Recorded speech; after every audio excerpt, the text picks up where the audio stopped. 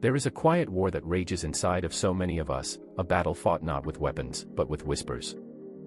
It's the voice that tells you that if you can't do it perfectly, you shouldn't do it at all. It's the crushing weight of that first missed day at the gym that convinces you the entire fitness journey is now a failure. It's the single slice of pizza that derails the whole diet, the one unproductive hour that ruins the entire day, the dream so grand and so beautiful that the thought of starting it imperfectly feels like a betrayal. We become architects of our own paralysis, building cages out of standards so high that we can't even move inside them. But what if the very thing holding you back, this all-or-nothing trap, is the very illusion you need to shatter to finally move forward? What if perfect wasn't the prerequisite for success, but its greatest enemy? We so often feel like spectators to our own lives, watching the days blur together from behind a pane of glass, seeing a version of ourselves out in the world, a version that is brave, that is accomplished, that is living, and wondering how they got out there while we remain stuck in here. It's not a loud, dramatic pain, but a constant, low hum of dread, the ache of a potential that feels just out of reach. This feeling stems from a fundamental, and flawed, belief, the belief that you are a finished product. We think we are a statue, carved and set in stone, and any mistake is a crack that ruins the entire form. But this is a lie. You are not a statue. You are a river, constantly flowing, constantly changing, shaped not by a single event but by the persistent, gentle, and sometimes fierce, current of your daily choices. Your identity isn't a prison sentence you must serve, it is a story you are actively writing, and you have the power to pick up the pen and change the narrative with every single, seemingly insignificant, choice you make. And to change that narrative, you must first know what story you want to tell. It begins by asking a dangerous, beautiful question: what do I truly want? Not what the world expects of you, not what your family thinks you should be, but what sets a fire in your belly so warm it can keep out the cold of doubt and fear. Clarity is not a luxury, it is the compass in the wilderness of life. Without it, every path looks the same, and every step feels pointless. So close your eyes and dare to envision it. Not in vague terms of happiness or success, but in vivid, sensory detail. What does the air feel like in the life you want to live? What work fills you with a sense of meaning? Who are you in that reality? This vision, this North Star, is what will guide you when the path gets dark. This is your why.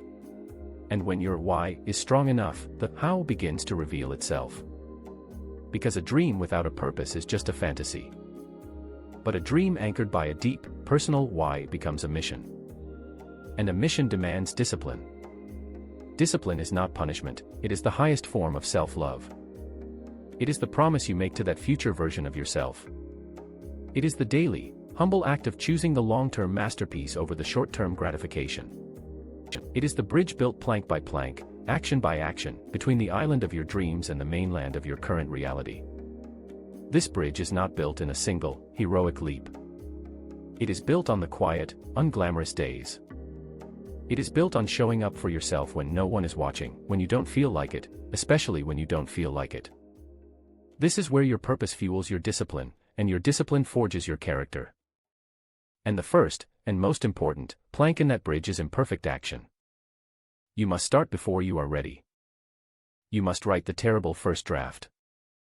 You must take the clumsy first step. You must sing the off-key note.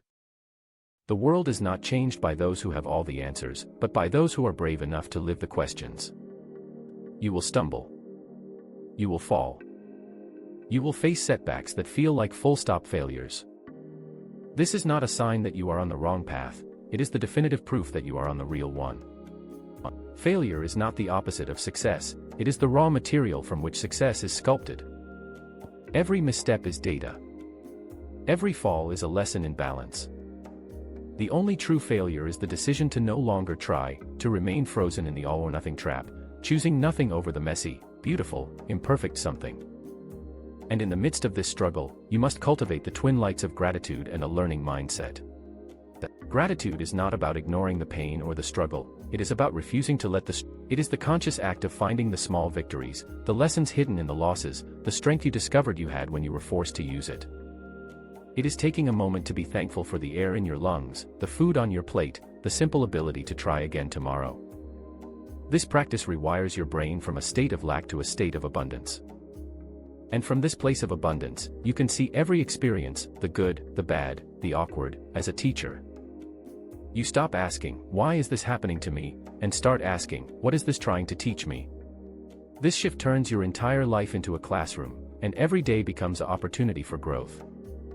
As you walk this path, you will learn that rigidity breaks, but flexibility endures. You must learn to adapt, to pivot, to flow like water around the obstacles that will inevitably appear.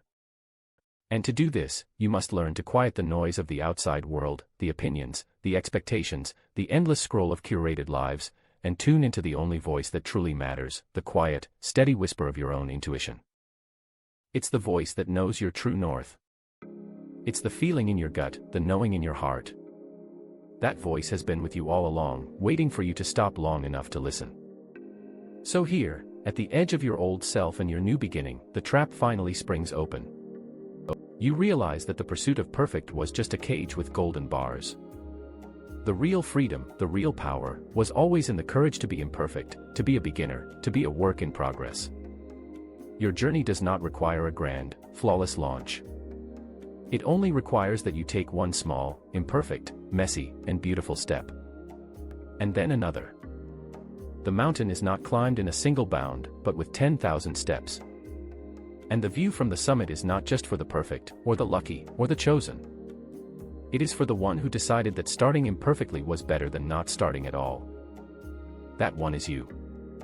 Your story is waiting to be written. Pick up the pen. Begin.